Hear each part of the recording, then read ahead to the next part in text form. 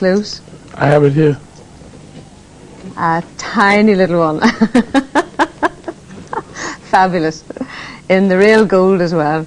Tell me, how did it come about that you had that tilted horn? It got broke this way.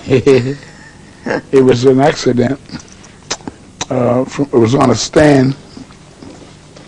I left it on this stand to go to do a radio broadcast, and a couple of comedians.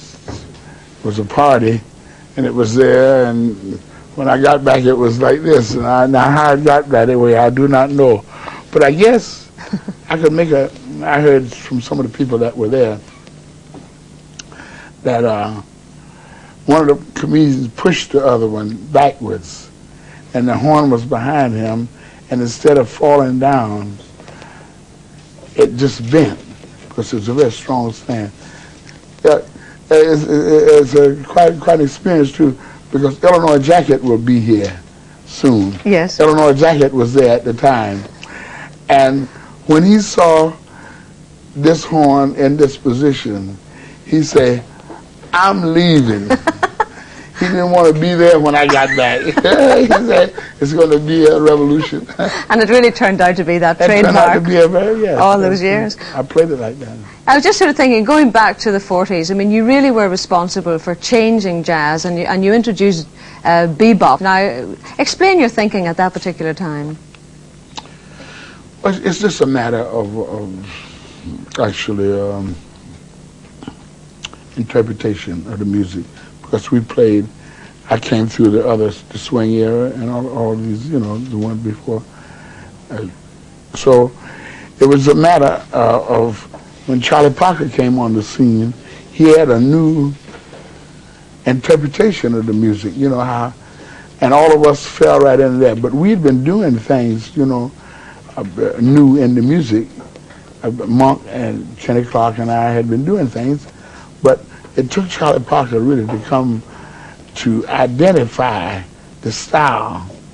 And when that happened, the music just took off. Right.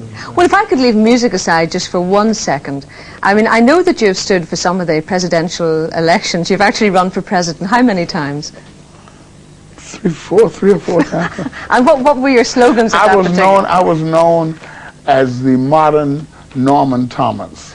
Norman Thomas ran for president since Roosevelt. Every election, he was a socialist. And what slogan did you have?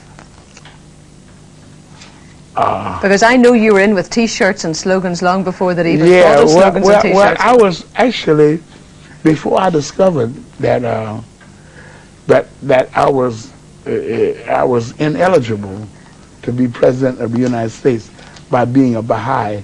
I am a member of the Baha'i faith, and we are not permitted to participate in party politics. Well, we had a very famous cartoonist called Raoul Friars draw you up, you see, today's topical cartoon, and there we have Ronald Reagan really taking over that very famous that is cute. So that we're going to present to you. Is it straight? Is the horn straight or crooked? His is not straight, I tell you. It's like this? I can't see that far. Well, Dizzy, I hope you have a really good time in the Whitla Hall tonight. I know that jazz fans are just delighted that you're here. Well, you see, I'm anxious to play for the people here, because I understand that it's a great audience, and so I like to, be close to audiences. Thank you very much indeed. My pleasure.